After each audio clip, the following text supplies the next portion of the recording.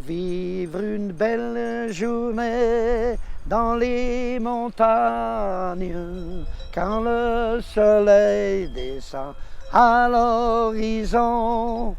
Vivre une belle journée dans les montagnes, c'est l'espérance de toute la vie.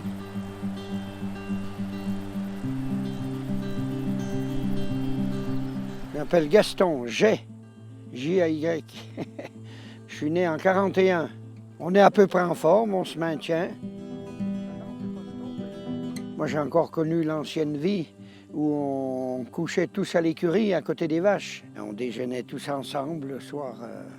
C'était les veillées, tout ça. Et ici, dans la vallée, chaque famille avait ses vaches, ses moutons, ses cochons, tout ça. Et puis, c'était très catholique. Ça le reste, mais c'est différent, les gens pratiquent moins. Autrement, c'était très catholique. Il fallait aller à la messe tous les dimanches. On se faisait gronder. Et après, la vie de famille, comme on était nombreux, quand on avait 7 ans, on nous mettait à garder les vaches l'été chez des cousins, chez des oncles, ou des gens, même si on n'était pas de la famille, voilà.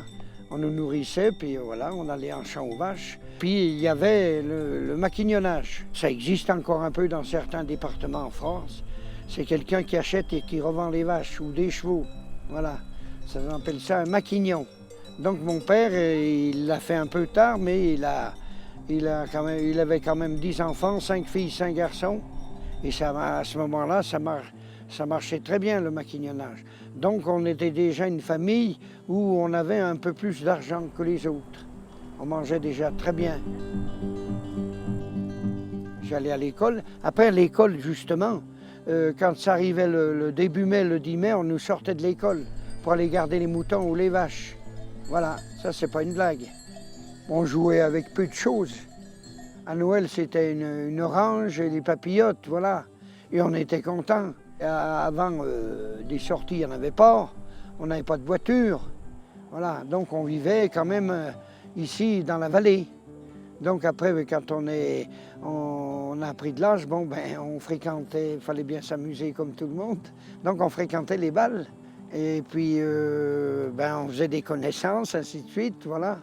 Et puis on s'enfilait des rouges limés à des blancs limés, c'était ça. Puis après on dansait.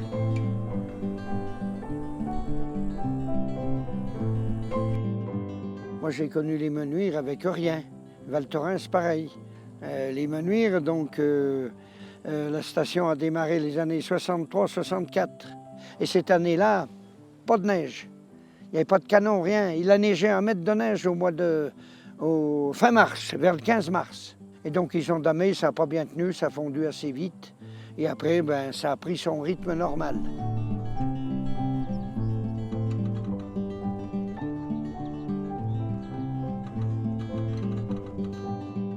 Alors moi, je suis le moniteur de ski depuis 65. Et donc après, je suis rentré avec Camiret au bureau des guides. Le premier guide de la vallée, ça a été Camiret. Jeannot Gacon, moi j'étais accompagnateur. Et puis c'est venu Denis Bondier, les 4 premiers, voilà. Alors pour pouvoir travailler ici, il a fallu partir avant. Donc on a été faire pisteur à Tignes en 62, après l'Algérie. Moi j'ai fait l'Algérie, voilà. Donc après je suis revenu, on a été faire pisteur à Tignes. Pour aller vite, on allait vite. Ben oui, on avait 20 ans, 22 ans, on n'avait pas peur, mais on ne savait pas tourner. Donc la première année que je suis présenté au slalom, j'ai enfourché, ça a été vraiment le cafouillage, quoi.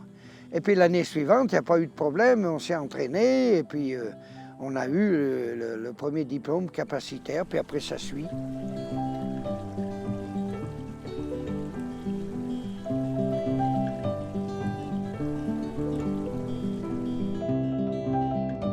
Le lac du Loup, c'est très important. Dans le temps, les Suisses venaient beaucoup pêcher au lac du Loup. Pourquoi? Parce qu'il y a de très belles truites. Voilà. Et puis c'est un lac naturel. Il fait 18 mètres de profondeur. Ça, c'est pas mal pour un lac naturel.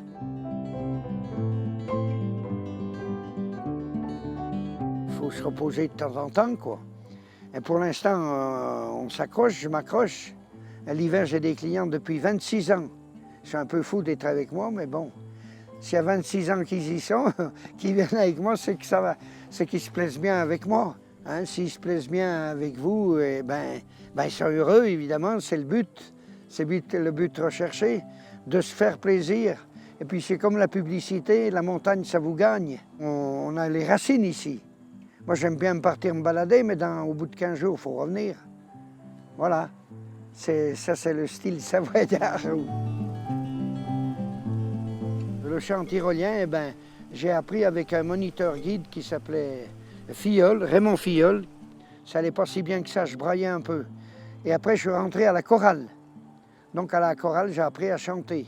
On peut essayer, mais la voix, je sais pas, j'ai la voix cassée. Vivre une belle journée dans les montagnes, c'est l'espérance de toute la vie. Oli yo yo lo di alala odi alala odi olé di alala odi alala odi oli lo lo la odi di. Bravo. C'est pas tip top? Génial.